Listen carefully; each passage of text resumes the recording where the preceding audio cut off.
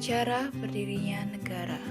Membahas mengenai sejarah berdirinya negara tidak lepas kaitannya dengan yang disebut asal mula terbentuknya suatu negara.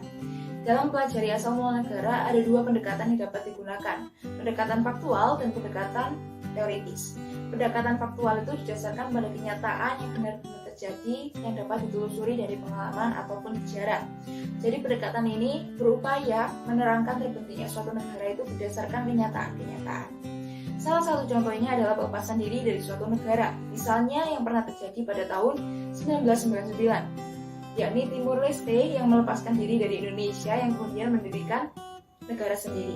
Lalu mengenai pendekatan teoritis, pendekatan ini didasarkan pada penggunaan metode falsafah, yaitu membuat dugaan-dugaan berdasarkan kerangka pemikiran yang logis. Jadi, dalam menjelaskan atau mengetahui asal mula negara, para ahli tidak mencari bukti-bukti sejarah, karena menurut mereka bukti sejarah itu sulit ditemukan, kalaupun ada sangat diragukan keautentikannya.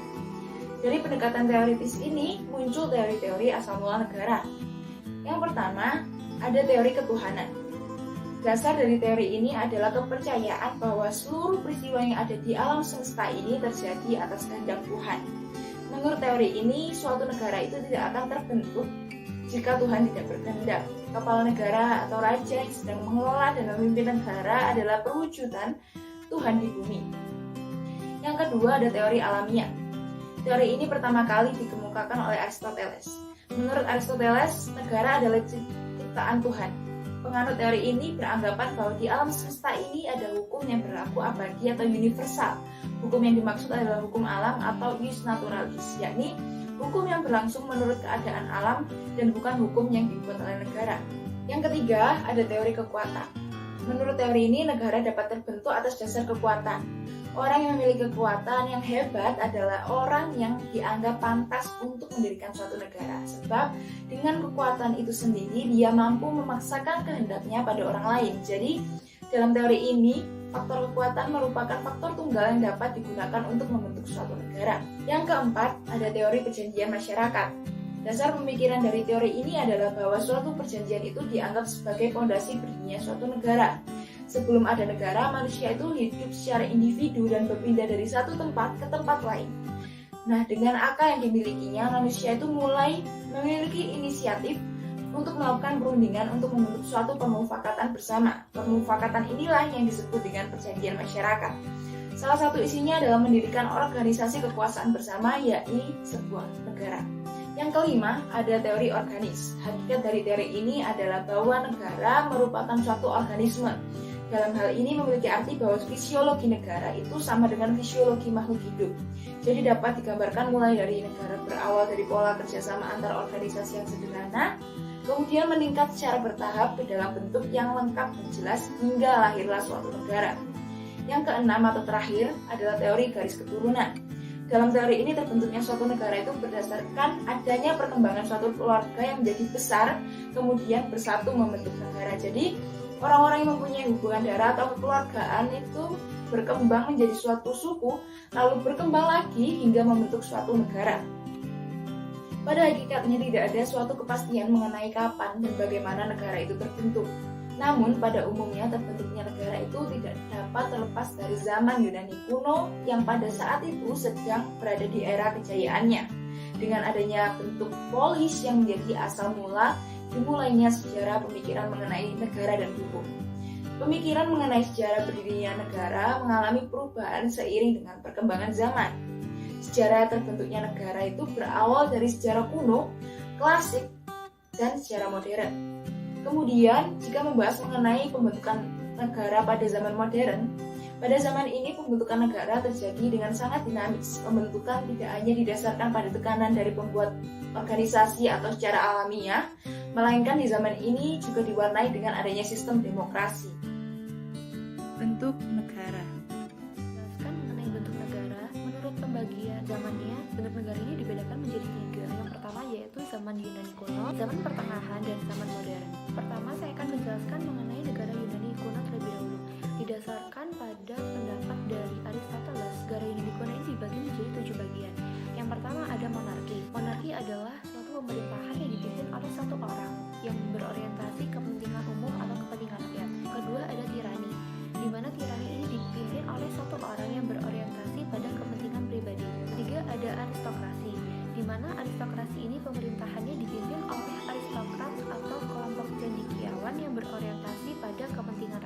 keempat ada oligarki, di mana oligarki ini pemerintahannya dipimpin oleh sekelompok orang yang berorientasi pada kepentingannya sendiri. 5 ada plutokrasi, di mana plutokrasi ini dipimpin oleh sekelompok hartawan yang berorientasi pada kepentingannya sendiri. Keenam ada politeia. Politeia ini pemerintahannya dipimpin oleh semua orang yang berorientasi kepentingan rakyat atau kepentingan bersama. Dan yang terakhir ada demokrasi, di mana demokrasi ini didasarkan pada keputusan rakyat, kehendak rakyat, dan di dalamnya tuh terdapat unsur kebebasan. Lalu selanjutnya saya akan menjelaskan mengenai bentuk negara pada zaman pertengahan.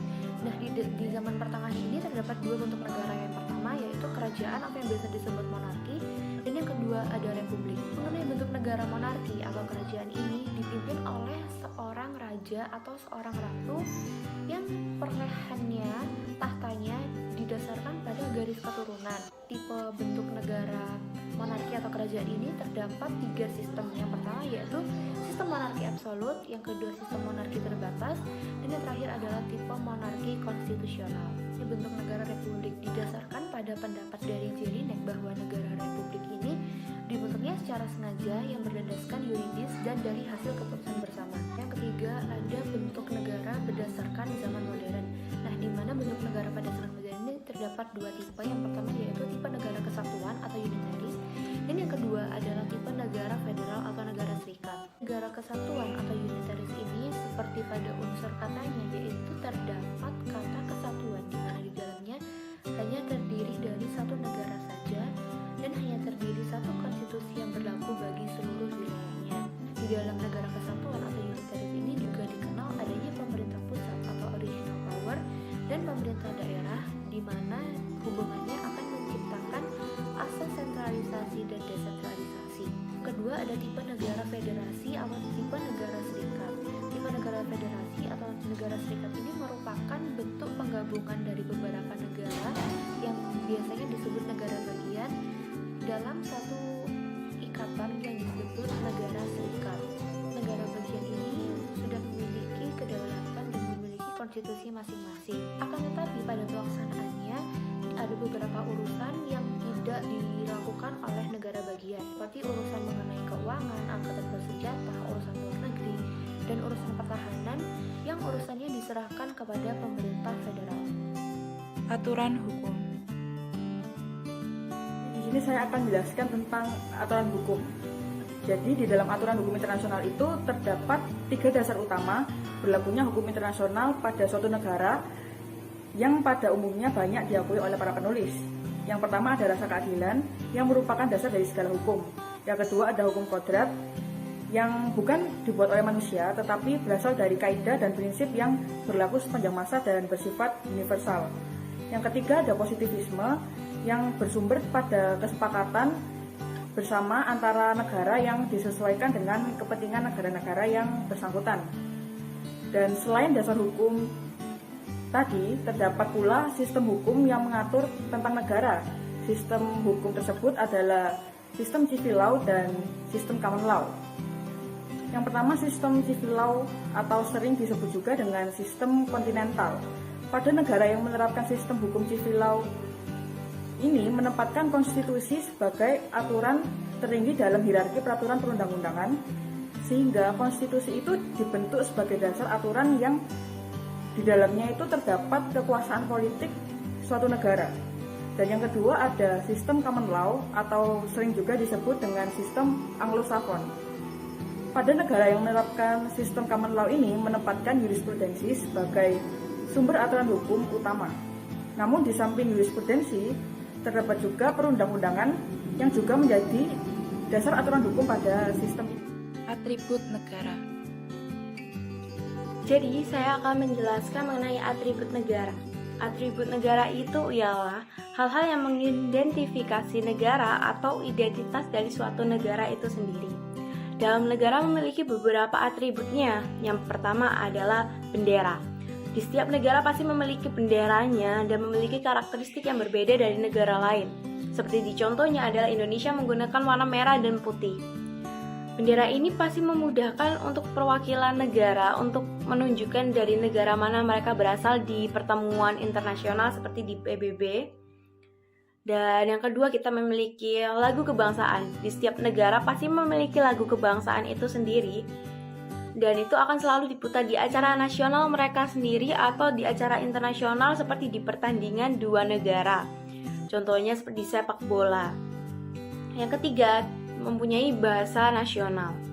Setiap negara mempunyai bahasanya tersendiri, meskipun bahasa internasional kita adalah bahasa Inggris, tetapi tidak semua perwakilan yang ikut hadir dalam pertemuan internasional pasti memahami bahasa Inggris dengan baik. Seperti contohnya ketika memberikan speech di PBB atau UNICEF, terkadang mereka menggunakan bahasanya sendiri lalu ditranslatekan ke bahasa Inggris. Untuk yang keempat adalah ideologi. Setiap negara pasti mempunyai kepercayaan ideologinya tersendiri.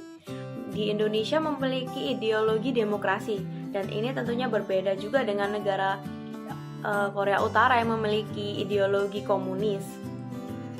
Lalu, karena negara sebagai subjek hukum utama dalam hukum internasional, jadi sesuai dengan pasal 1 Konvensi Montevideo 1998, negara itu memiliki beberapa karakteristik. Yang pertama adalah harus memiliki rakyat. Yang kedua, wilayah. Yang ketiga, pemerintahan yang absolut. Dan yang keempat adalah kemampuan untuk berhubungan dengan negara lain. Sedangkan menurut dari teori Oppenheim dan Leverlage, bahwa ada tambahan satu karakteristik lagi dari negara, ialah pengakuan dari negara lain. Cara perolehan wilayah. Cara perolehan wilayah. Saya akan menjelaskan mengenai cara perolehan wilayah. Menurut hukum internasional tidak boleh didapatkan menggunakan kekerasan, karena hal ini bertentangan dengan prinsip hukum internasional dari pasal 2 ayat 4 Piagam PBB. Ada beberapa cara penaklukan itu sendiri. Yang pertama adalah aneksasi. Aneksasi itu adalah ketika suatu negara secara sepihak menggabungkan wilayahnya dengan wilayah lain, atau bisa disebutkan sebagai penaklukan wilayah secara paksa. Hal ini tentunya bertentangan dengan isi dari Piagam PBB itu sendiri. Oleh karena itu terdapat dua cara penaklukan pada aneksasi ini. Yang pertama adalah ketika wilayah yang dianeksasi ini telah dikuasai oleh negara yang menginvasi. Hal ini lazim terjadi, akan tetapi hal itu tidak membuat negara yang menginvasi itu semata-mata mempunyai hak akan wilayah tersebut.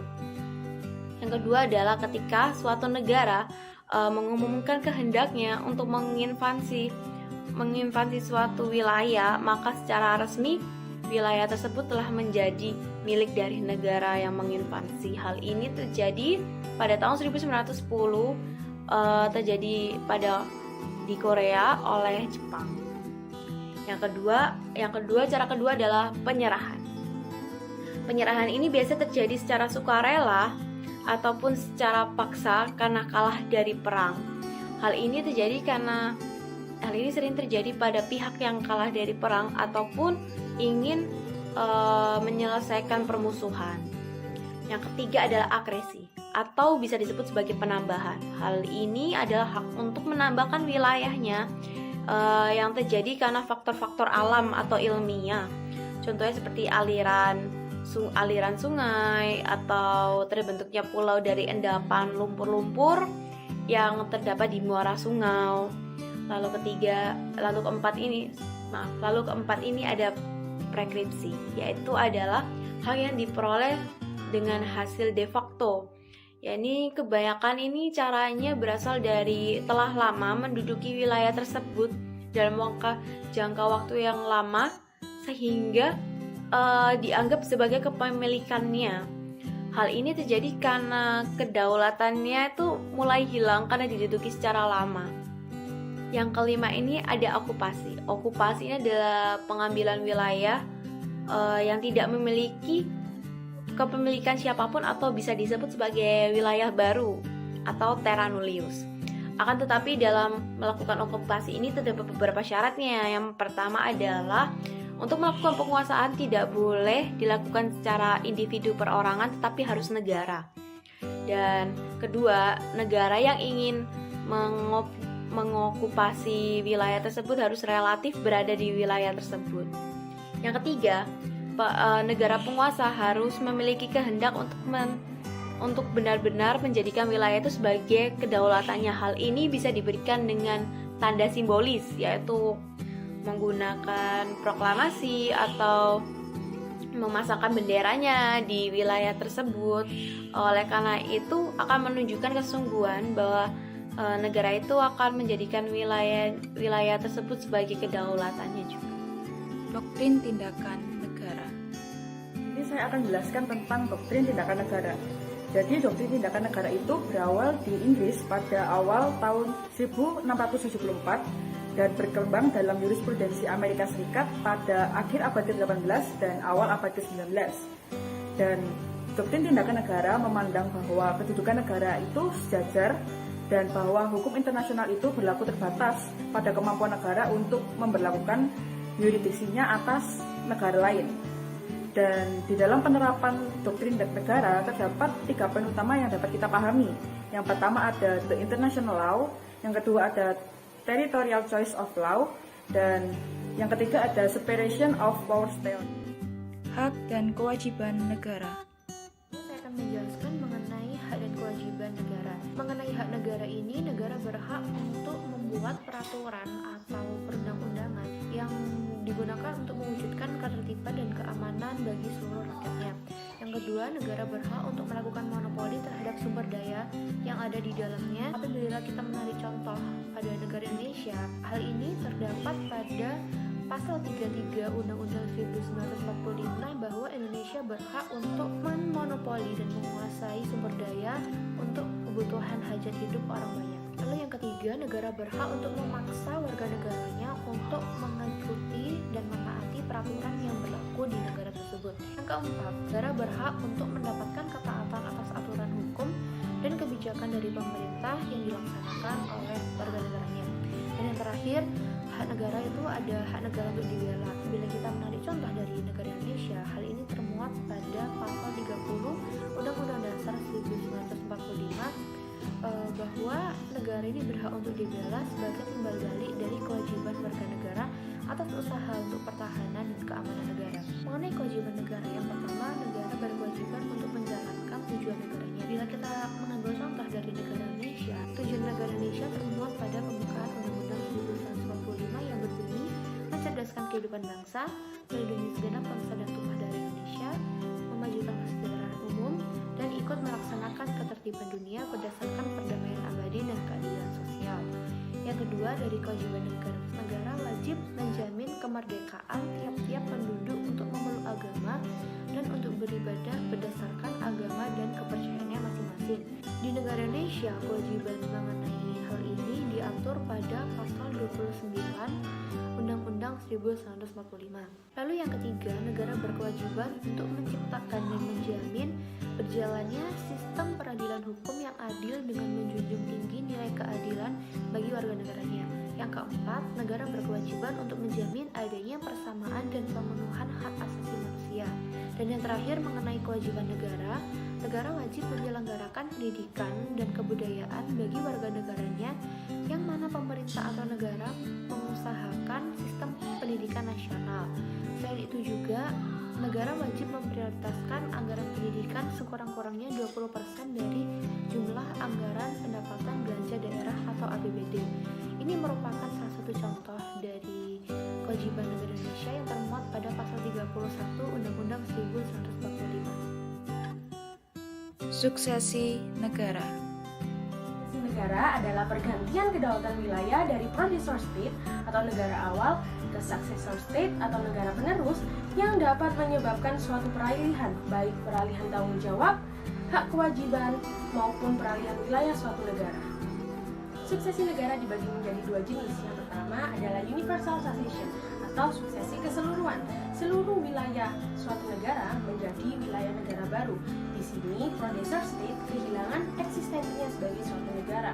Yang kedua adalah partial succession atau suksesi sebagian. Jadi, sebagian wilayah suatu negara menjadi negara baru, bisa karena direbut oleh negara lain atau suatu negara menyerahkan sebagian wilayahnya untuk menjadi negara baru. Pelaksanaan suksesi negara diatur dalam 3 konvensi. Yang pertama adalah Konvensi Wina tahun 1969, yang kedua adalah Konvensi Wina tahun 1978, dan yang ketiga ada di Konvensi Wina tahun 1983. Terdapat 2 doktrin yang saling bertentangan yang mengatur tentang peralihan hak dan kewajiban suatu negara. Yang pertama adalah Universal Doctrine. Doktrin ini menjelaskan bahwa setelah terjadinya suksesi negara, hak dan kewajiban negara sebelumnya secara otomatis menjadi hak dan kewajiban negara penerus. Yang kedua adalah Clean State Doctrine. Doktrin ini menjelaskan bahwa negara dianggap sebagai lembaran baru. Jadi, hak dan kewajiban negara sebelumnya tidak menjadi hak dan kewajiban negara penerus. Pelaksanaannya, suksesi negara dapat terjadi melalui berbagai cara. Yang pertama, melalui penyerapan. Penyerapan ini terjadi apabila ada satu negara atau lebih dari satu negara diserap oleh negara lain sehingga menjadi satu negara. Contohnya, saat itu ada 6 negara yang berhasil diserap oleh Rusia. Yang kedua adalah melalui pemecahan. Pemecahan ini terjadi apabila ada satu negara yang wilayahnya terpecah menjadi beberapa dan menjadi negara baru. Contohnya seperti Jerman yang terbagi menjadi Jerman Barat dan Jerman Timur. Yang ketiga adalah kombinasi pemecahan dan penyerapan. Jadi pada teori ini terjadi suatu negara yang terpecah menjadi beberapa bagian, kemudian negara tersebut diserap oleh negara lain. Contohnya saat itu Polandia terpecah menjadi beberapa bagian, kemudian bagian tersebut masing-masing diserap oleh Rusia, Austria, dan Austria. Yang ketiga adalah melalui negara merdeka baru. Negara merdeka baru ini terjadi apabila ada suatu negara atau suatu wilayah yang merupakan jajahan negara lain berhasil memerdekakan diri sendiri sehingga menjadi negara yang berdaulat.